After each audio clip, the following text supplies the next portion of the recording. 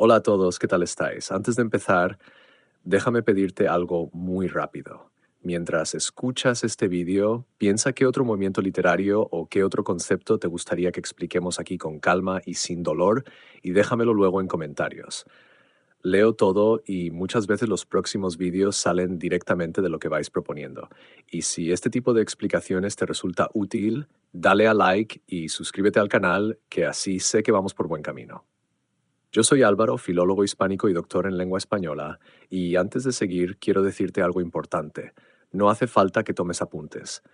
Ponte los auriculares, escucha con calma y deja que las ideas se vayan colocando solas, porque el modernismo no se entiende memorizando definiciones, sino comprendiendo por qué surge y qué problema viene a resolver. En este vídeo vamos a aclarar de una vez por todas qué es el modernismo, de dónde surge y por qué es uno de los movimientos más complejos y fascinantes de la literatura en lengua española.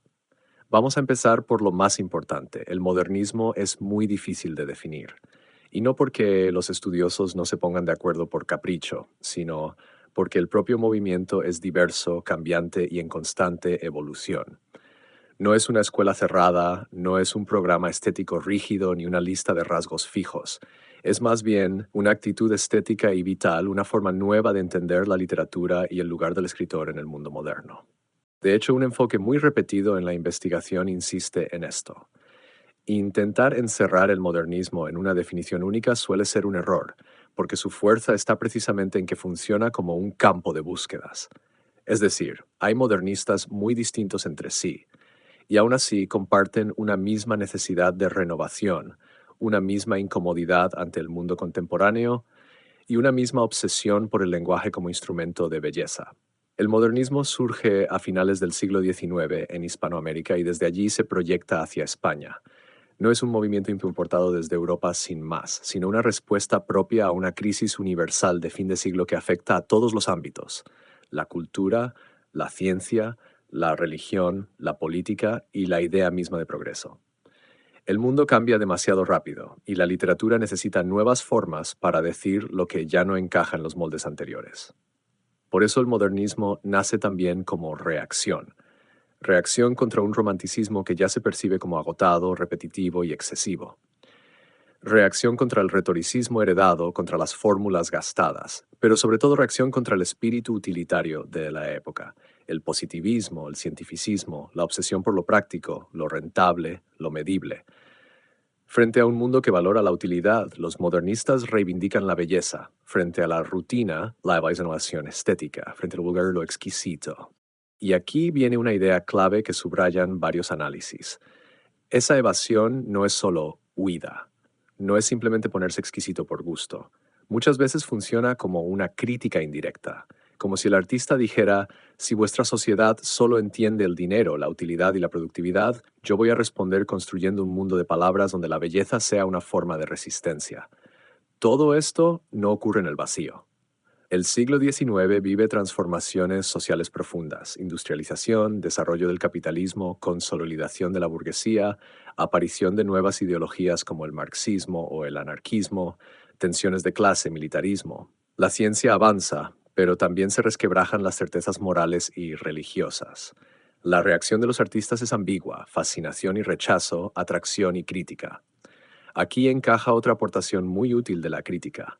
En ese nuevo mundo burgués y urbano, el escritor pierde el lugar seguro que antes tenía.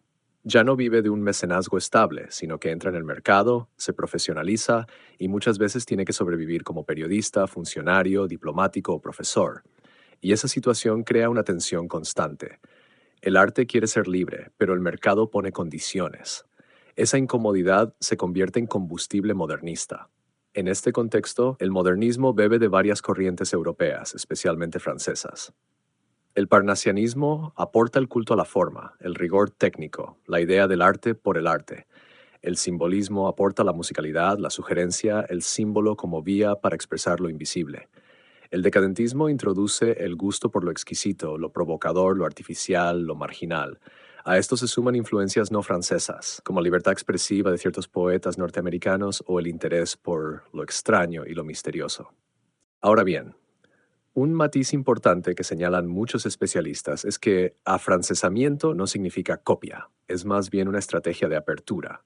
El modernismo toma materiales europeos, sí, pero los reordena, los mezcla y los adapta para construir una literatura en español capaz de competir, de dialogar de tú a tú con las grandes tradiciones. Y ese gesto, abrir ventanas, entrar en conversación con el mundo, es parte de su modernidad. Además, la renovación no es solo temática, es lingüística. El modernismo se toma el idioma en serio como materia artística, busca una música nueva del verso, un ritmo nuevo, una sintaxis más sensorial, una adjetivación más precisa, una imagen más sugerente. Un crítico lo explica de forma muy clara: no hay modernismo sin una revolución del oído. El modernista quiere que el poema suene distinto, que la prosa respire distinto. La ruptura estética empieza a hacerse visible hacia la década de 1880. El modernismo busca una nueva belleza, profundamente idealista, y se manifiesta tanto en prosa como en verso, aunque hoy asociemos sobre todo el movimiento a la poesía. El cosmopolitismo y la aspiración de universalidad son rasgos fundamentales. El escritor modernista quiere dialogar con el mundo entero. Y aquí conviene añadir una precisión que aparece constantemente en la investigación. El modernismo no arranca de golpe con un solo autor ni con una sola fecha. Hay precursores claros que ya están renovando la lengua literaria antes de las grandes obras de consagración. Y cuando llega esa consagración, llega en un contexto donde ya hay camino hecho. La sensibilidad fin de siglo ya está instalada y el modernismo la acelera y la vuelve visible. El fin de siglo europeo entre 1885 y 1914 es un periodo de convivencia entre lo viejo y lo nuevo, entre la herencia del siglo XIX y las inquietudes del siglo XX. Es una época de crisis, inconformismo, ruptura y experimentación, y el modernismo es una de sus expresiones más claras. En Hispanoamérica, además, el modernismo se carga de un sentido particular. Convive el cosmopolitismo con la afirmación de una identidad propia. El desastre de 1898 refuerza la conciencia americana, acelera la ruptura simbólica con el viejo modelo colonial. El modernismo se convierte así en una respuesta cultural a la crisis, en una búsqueda de independencia estética y espiritual. Y aquí hay un punto que subraya mucha investigación reciente. La modernidad en Hispanoamérica fue desigual. Es decir, no se vivió del mismo modo en todos los países, ni afectó igual a todas las clases sociales. Por eso el modernismo es a la vez muy internacional y muy local. Sueña con París, con el cosmopolitismo, con lo universal, pero también responde a una realidad americana atravesada por dependencias económicas, tensiones políticas y deseos de afirmar una voz propia. Muchos estudiosos han insistido en que el modernismo no es solo una renovación formal, sino una rebeldía múltiple, estética, filosófica, social y metafísica. Surge del choque entre el progreso material y la pérdida de sentido, entre el mercado y el arte.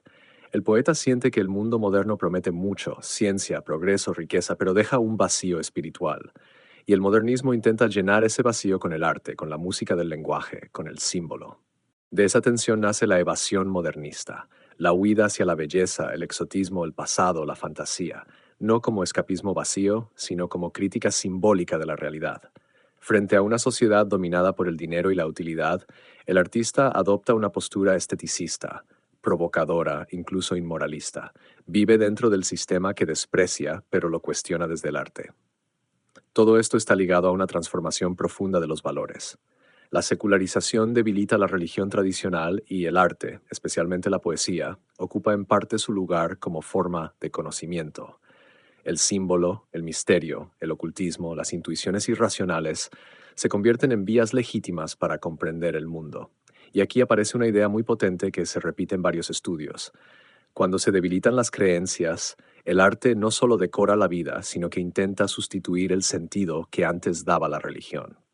La poesía como religión laica, por decirlo de forma sencilla. En España estas tensiones adoptan formas propias, con corrientes como el krausismo o el catolicismo liberal que intentan conciliar ética, cultura y modernidad. En todos los casos el modernismo implica europeísmo, apertura cultural y diálogo con corrientes como el prerrafaelismo, el simbolismo y el decadentismo. Desde el punto de vista cronológico no hay un inicio limpio. Antes de la consagración de Rubén Darío ya hay figuras fundamentales que renuevan la lengua literaria. A partir de 1888, con obras clave de transición, el movimiento entra en una fase de plenitud que se extiende hasta aproximadamente 1910. Con el tiempo, el modernismo se humaniza, se vuelve más reflexivo, más atento a la identidad americana y menos preciosista. Según remarcan varios especialistas, ese giro no es una traición al modernismo, es su madurez, su capacidad de transformarse sin dejar de ser él mismo. Y quédate con esta idea final, porque es clave para el examen y para entender el movimiento. El modernismo no es una moda ni una escuela cerrada, sino una respuesta compleja a una crisis histórica profunda. Es la literatura buscando un nuevo sentido en un mundo que ha perdido sus certezas. Si este video te ha ayudado a entender mejor el modernismo, suscríbete al canal para no perderte los próximos. Y dime en comentarios qué poema o qué autor modernista te resulta más difícil de entender y por qué. Nos escuchamos en el próximo episodio de Filología en Voz Alta.